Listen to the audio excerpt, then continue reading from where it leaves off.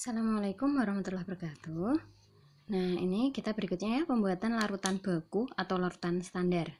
Nah, di sini yang pertama adalah larutan standar primer, yaitu dia larutan yang sudah diketahui konsentrasinya secara pasti dan digunakan untuk standarisasi larutan standar sekunder. Jadi larutan standar sekunder dia kan konsentrasinya belum pasti ya. Dia bisa berubah-ubah, tidak stabil. Nah, itu menstandarisasinya dengan yang standar primer. Di sini konsentrasi larutan standar primer antara 1 sampai 0,1 normal. Jadi larutan encer ya. Nah, yang digunakan untuk standarisasi larutan standar primer itu konsentrasinya encer. Kenapa? Kan ini standarisasi itu pakai caranya titrasi. Kalau dia menggunakan konsentrasi yang pekat, itu kan nanti perubahan warnanya akan sangat cepat. Terlalu cepat. Setetes saja sudah langsung pekat sekali, warnanya sudah berbeda sekali. Karena itu kita pakai konsentrasinya encer agar setetes. Nah, itu perubahan warna seulas pertama kali. Nah, di situ sudah tercapai titik akhir titrasi. Sama seperti titrasi pada umumnya.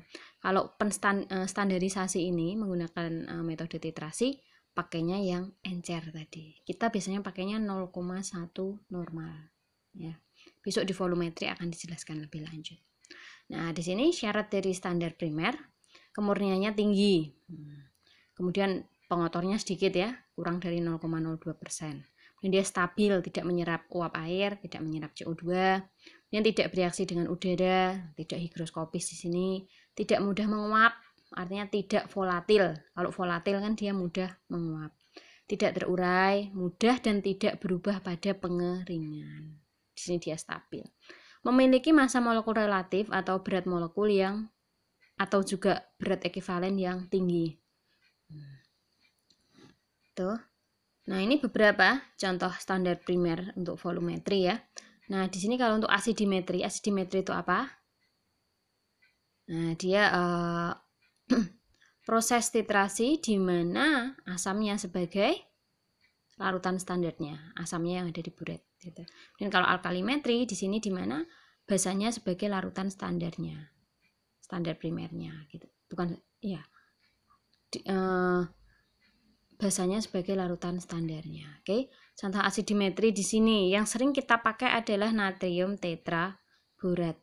Nah, misalkan kalian penentuan konsentrasi HCl. Di situ standarisasi HCl kalian pakainya borak di sini. Na2B4O7 10H2O. Be dibanding Bm. Nah, di sini Be-nya adalah setengahnya dari Bm. Be-nya 190. Bisa juga pakai natrium oksalat, bisa juga pakai natrium karbonat anhidrat di sini.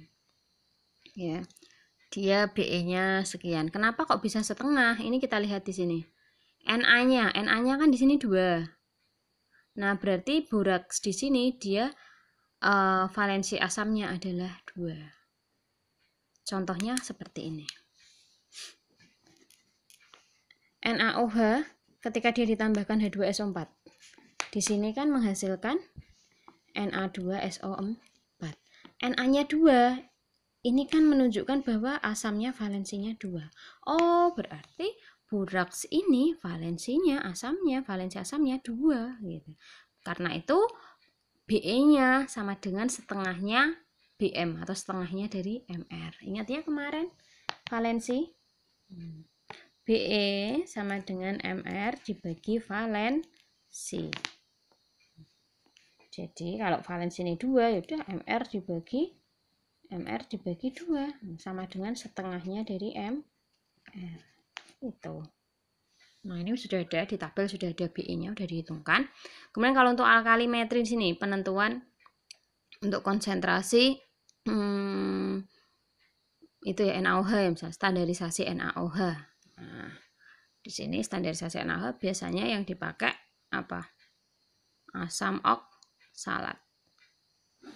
Kristal di sini hidrat ya, H2C2O4 2H2O. Contohnya seperti itu. Dia juga setengah. Kok bisa setengah? Jelas ini hanya H plusnya 2. Berarti Be-nya setengahnya Bm.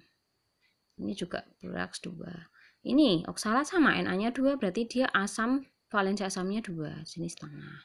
Ini asam karbonat, di sini juga Na-nya 2, berarti dia valensi asamnya juga 2, di sini setengah. KiO3 kok bisa Bu jadi 1/6? Ini pakai proses redox. Udah besok biar dijelaskan aja di titrasi redox ya, volumetri gitu. Next, untuk yang oksidimetri di sini menggunakan redox ya. Ini yang bisa dipakai asam oksalat, kalium ferrocyanida, kalium iodat, dan natrium oksalat. Nah, ini seperti ini. Yodo, nah, bisa juga pakai I2 dan lain-lain ini. Silahkan nanti dibaca sendiri ya. Ini kok bisa Bu sekian Bu, 1/6, 1/6, 1/4 Bu. Ini pakai proses redox. Oke, gitu ya. Pembakuan larutan. Larutan baku sekunder harus distandarisasi dulu dengan baku primer sebelum dipakai. Karena sifatnya kurang stabil. Iya, contohnya kalian buat larutan NaOH. NaOH dia baku sekunder. Kok bisa Bu? Dia bereaksi dengan udara. Kan kalau kalian nimbang dia cepat cair ya, seperti itu. Kemudian jadi seperti NaOH, HCl kan juga dia kalau dibuka ada gasnya. Ada gas yang keluar ya kalau dia yang pekat. Itu pun juga dia tidak stabil karena itu masuk dalam kategori baku sekunder.